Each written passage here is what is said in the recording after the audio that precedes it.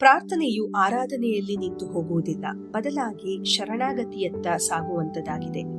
ಮತ್ತಾಯ 6:10 ನಿನ್ನ ರಾಜ್ಯವು ಬರಲಿ, ನಿನ್ನ ಚಿತ್ತವು ಪರಲೋಕದಲ್ಲಿ ನೆರವೇರುವ ಪ್ರಕಾರ ಭೂಲೋಕದಲ್ಲಿಯೂ ನೆರವೇರಲಿ ಎಂಬುದಾಗಿ ನೋಡುತ್ತೇವೆ.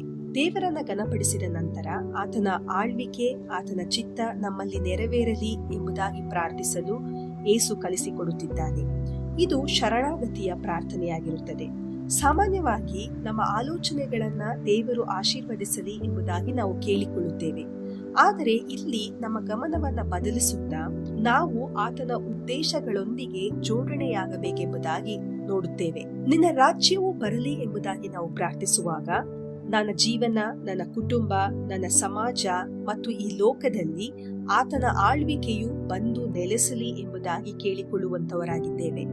ಪರಲೋಕದಲ್ಲಿ ಹೇಗೆ ನೀತಿ, ನ್ಯಾಯ, ಶಾಂತಿ, ರಕ್ಷಣೆ ಇವೆಲ್ಲವೂ ಹರಡುತ್ತದೆಯೋ ಹಾಗೆಯೇ ಈ ಲೋಕದಲ್ಲಿಯೂ ಸಹ ಅದು ಹರಡಲಿ ಎಂಬುದಾಗಿ ಪ್ರಾರ್ಥಿಸುವವರಾಗಿದ್ದೇವೆ.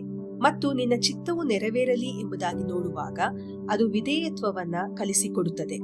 ಪರಲೋಕದಲ್ಲಿ ದೇವರ ಚಿತ್ತವು ಪರಿಪೂರ್ಣವಾಗಿಯೂ ಸಂತೋಷವಾಗಿಯೂ ವಿಳಂಬವಿಲ್ಲದೆಯೂ ನೆರವೇರುತ್ತದೆ. ಅದೇ ಚಿತ್ತವು ಈ ಭೂಮಿಯಲ್ಲಿಯೂ ನಮ್ಮ ಹೃದಯಗಳಲ್ಲಿ ಮೊದಲುಗೊಂಡು ಪ್ರತಿಬಿಂಬಿಸಬೇಕೆಂಬುದಾಗಿ ಕೇಳುತ್ತಿದ್ದೇವೆ. ಪ್ರಾರ್ಥನೆಯು ದೇವರನ್ನ ನಮ್ಮ ಆಸೆ ಆಕಾಂಕ್ಷೆಗಳ ಕಡೆಗೆ ಬಗ್ಗಿಸುವುದಲ್ಲ, ಬದಲಾಗಿ ನಮ್ಮ ಆಸೆ ಆಕಾಂಕ್ಷೆಗಳನ್ನ ದೇವರ ಚಿತ್ತದ ಕಡೆಗೆ ಒಪ್ಪಿಸಿಕೊಡುವಂತದ್ದಾಗಿದೆ.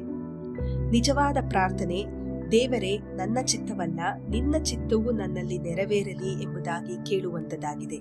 ದೇವರು ನಿಮ್ಮನ್ನ ಆಶೀರ್ವದಿಸಲಿ.